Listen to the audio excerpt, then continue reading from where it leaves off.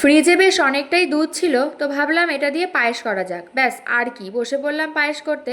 প্রথমে দুধটাকে ভালো করে জাল দিয়ে নেব, তারপরে দেখবে কড়াইয়ের চারিদিকে সর জমে আসছে, তখন দিয়ে দেবে গোবিন্দভোগ চাল। এই চালটাকে আমি একটু আগে তোমার ঘি দিয়ে ভালো করে মাখিয়ে রেখে দিয়েছিলাম। ব্যাস আর কি, এবার শুধু নাড়তে হবে যাতে কড়াইয়ের নিচে চালটা লেগে না যায়। তারপরে এতে আমি দিয়ে দেব কিছুটা পরিমাণে লবণ।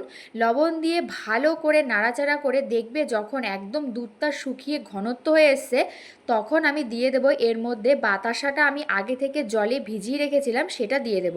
আর চাল দেখো আমার একদম কিন্তু পুরোপুরি সেদ্ধ হয়ে গেছে। পুরোপুরি সেদ্ধ হয়ে যাবে যখন, তখন তোমরা চিনিটা দেবে। চিনি মানে কি, চিনি হোক বা বাতাসা হোক, যাই হোক, গুড় হোক, সেটা তোমরা দেবে। দেখো আমি এখানে বাতাসাটা দিয়ে দিয়েছি। আমি পায়েসে একটু বাতাসা দেওয়াটাই বেশি পছন্দ করি, যাতে দেখো আমরা তো সবসময় তো নলের গুড় পাই না, আর এই বাতাসা দিলে কি হয়, একটা ক্ষীর টাইপের খেতে লাগে, বেশ আমার তো খুবই ভাল লাগে। আর দেখো বাতাসাটা দেওয়ার পরে বেশ মনে হচ্ছে কি গুড় দিয়েছি গুড় দিয়েছি এরকম, কি তাই তো বলো তো? তারপরে আমি দিয়ে দিয়েছিলাম 1 কাপ চিনি।